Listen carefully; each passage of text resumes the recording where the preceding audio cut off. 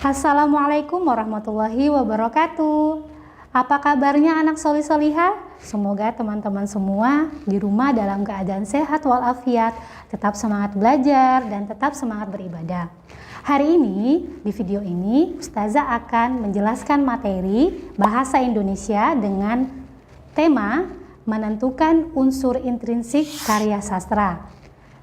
Ustazah akan menjelaskan terkait dengan tokoh, latar, watak, konflik, amanat, dan tema.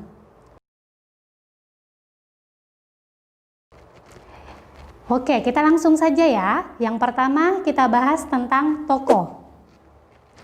Tokoh adalah pelaku yang memerankan cerita. Selanjutnya, watak. Watak merupakan penggambaran sifat seseorang atau seorang tokoh dalam cerita atau drama. Yang ketiga, konflik. Konflik adalah pertikaian atau pertentangan antara dua karakter tokoh yang berbeda. Misalnya ada tokoh jahat dan tokoh baik ya, atau protagonis dan antagonis. Itu ada pertikaian, timbullah yang namanya konflik atau timbullah yang namanya masalah. Selanjutnya, latar. Latar itu ada tiga, ada latar tempat, latar waktu, dan latar suasana. Latar tempat misalnya di rumah, di sekolah, masjid, dan sebagainya. Ada latar waktu, misalnya pagi hari, siang hari, malam hari, senja. Terus yang ketiga ada latar suasana. Latar suasana misalnya suasananya menyenangkan, menegangkan, sedih, dan sebagainya. Selanjutnya, tema. Tema adalah sesuatu yang menjadi dasar cerita.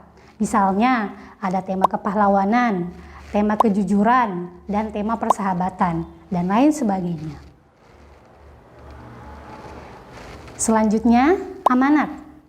Amanat adalah pesan yang disampaikan pengarang kepada pendengar atau pembaca. Pesan biasanya berisi sebuah nasihat atau perbuatan bijak. Dengan kata lain, amanat juga bisa dikatakan sebagai nilai moral positif. Nah, itu tadi unsur intrinsik dari karya sastra. Selanjutnya, untuk tambahan materi, kita lihat jenis-jenis cerita rakyat. Yang pertama ada fabel. Fabel adalah cerita rakyat yang tokoh-tokohnya binatang. Misalnya nih cerita tentang kancil yang cerdik dan lain sebagainya. Yang kedua, legenda. Legenda adalah cerita yang isinya dikaitkan dengan asal-usul terjadinya suatu tempat. Misalnya ada legenda Tangkuban Perahu, ada legenda Danau Toba, legenda Banyuwangi, dan lain sebagainya. Yang ketiga, mite. Cerita yang isinya tentang dewa-dewi atau cerita yang bersifat sakral. Salah satu contohnya itu seperti cerita Nyi Roro Kidul. Selanjutnya ada sage. Sage, cerita yang mengandung unsur sejarah, misalnya cerita tentang Roro Jonggrang. Ada epos, cerita yang bertemakan kepahlawanan, misalnya Ramayana dan Mahabharata. Lalu ada cerita jenaka, yaitu cerita yang menceritakan kebodohan atau sesuatu yang lucu, misalnya cerita tentang Sikabayan. Nah, untuk mendalami materi ini, Ustazah akan memberikan satu cerita, ya, satu cerpen. Nanti kita analisis unsur intrinsiknya. Yang berjudul Gadis Kecil Penjual Permen. Di sebuah kota, hiduplah seorang gadis kecil bernama Jelita. Ia tinggal bersama ibunya yang sakit-sakitan. Maka ia memutuskan berjualan permen di pinggir jalan. Pada suatu hari, ada seorang gadis kecil yang membeli permennya. Setelah membayar, gadis itu segera pergi dan tidak menyadari dompetnya terjatuh. "Hei, dompetmu jatuh!" teriak Jelita. Namun gadis itu tidak mendengarnya. Mobil melaju dengan cepat. "Aku berharap besok ia datang kembali mencari dompetnya," seru Jelita dalam hatinya. Malam harinya, di dalam kamar ibu Jelita terbatuk-batuk. Datanglah Jelita. "Bagaimana keadaanmu, Jelita?" "Aku baik-baik saja, Bu. Maaf, hari ini uangnya belum tercukupi untuk membeli obat." Tidak apa anakku, kita berdoa kepada Allah. Semoga ibu bisa sehat kembali.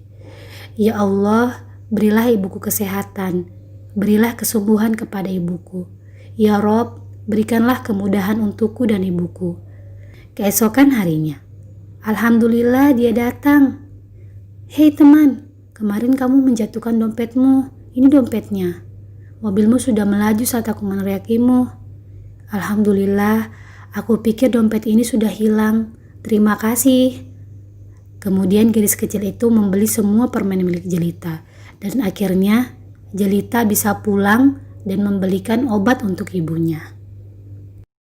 Nah, dari cerita tersebut kita bisa menganalisis unsur intrinsiknya. Yang pertama tokoh utamanya adalah Jelita. Yang kedua temanya bercerita tentang kejujuran. Latarnya adalah di sebuah kota, tepatnya di pinggir jalan. Watak dari Jelita adalah baik hati dan jujur.